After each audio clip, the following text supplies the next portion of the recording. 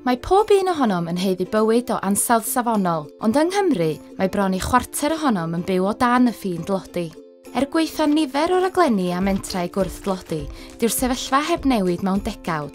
Rhaid i ni fynd i'r afael ac anghydraddoldeb economaidd a thlodi nawr, union i'r glorian, ond sut?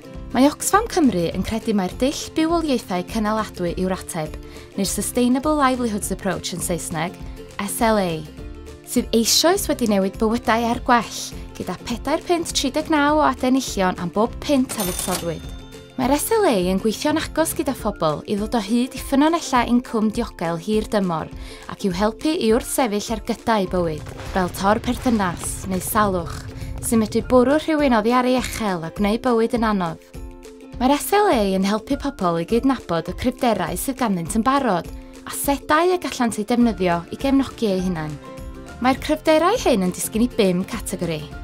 Asedau dynol, fel sgiliau a gwybodaeth, asedau cymdeithasol, fel teulu a grwpiau cymunedol, asedau corfforol, fel tai, gweddill, trafnidiaeth neu gyfarpar gwaith, asedau cyhoeddus, fel canolfan gymunedol gyfagos, archfarchnad neu lyfrgell, ac asedau ariannol, fel cyflog, buddaliadau a chanilion.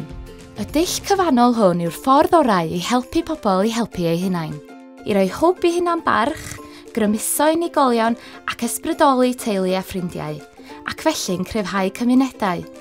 Rydyn ni'n gwybod bod yr SLA yn gweithio gan ein bod wedi gweld y canlyniadau gyda phrosiect 9 partner ledled Cymru sydd wedi cefnogi dros 1,000 o bobl. O'n i'n quite miserable cos neu goffan coleg, dim byd i wneud. Bod wedi bwldio barrier rhwng fy hun i pobl eraill. Dwi'n teimlo mwy confident, dwi'n 100%, but dwi'n gwybod pa ffordd i fynd rhan. Mae'r prosiect yma wedi helpu fi, cos mae wedi helpu fi gael confidence ac troed yn y drws, really. Gyn Kelvin ADHD ac oedd wedi cael ei diagnosio efo social anxiety hefyd.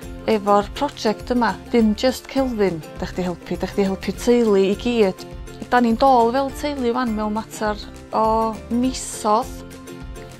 Because I was sort of stagnant and now I'm not. And now I've got a future because of the Livelihood Project. They took the time to really listen to me and not rush me to actually make decisions quickly, to let me really have a good think about where I actually wanted to go from here. Gyda'n gilydd, gan ddefnyddio'r SLA, gallwn helpu pobl ddianc rhag tlodi a chreu newid hir dymor i bawb. I ddysgu mwy am Oxfam Cymru ar dull bywoliaethau cynaladwy, yr SLA, ewch i oxfam.org.uk/Cymru neu cysylltwch ag Oxfam Cymru heddiw